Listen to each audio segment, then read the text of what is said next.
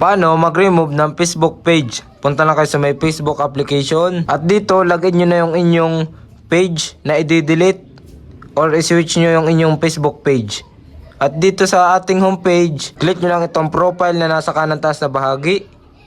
At dito, click nyo itong 3 line na nasa kaliwang bahagi. At dito, makikita nyo na yung settings and privacy. Click nyo lang yan, settings and privacy. Then, itong settings. At dito sa settings and privacy, scroll down nyo lang yan. Punta kayo dito sa may your information. At dito, makikita nyo yung access and control. Click nyo lang yan. At dito, makikita nyo na yung delete page.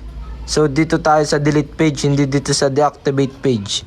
Then, once na may blue na itong button, so ibig sabihin, nakaset na siya ay sa delete page. Click nyo lang itong continue button. At dito, click nyo lang uli itong continue button. At dito, kung makikita nyo, page deletion. At itong permanently delete this page. Click nyo lang uli itong continue button. At dito, enter nyo na yung inyong Facebook password. At dito, enter nyo na yung inyong password ng Facebook account. At kapag na-enter nyo na yung password ng inyong Facebook account, click nyo lang uli itong continue button. At dito, may makikita na kayong delete page.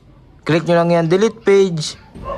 At mag-automatic na yan, mag-switch sa inyong Facebook account. So, ibig sabihin, nakadelete na ang ating Facebook page.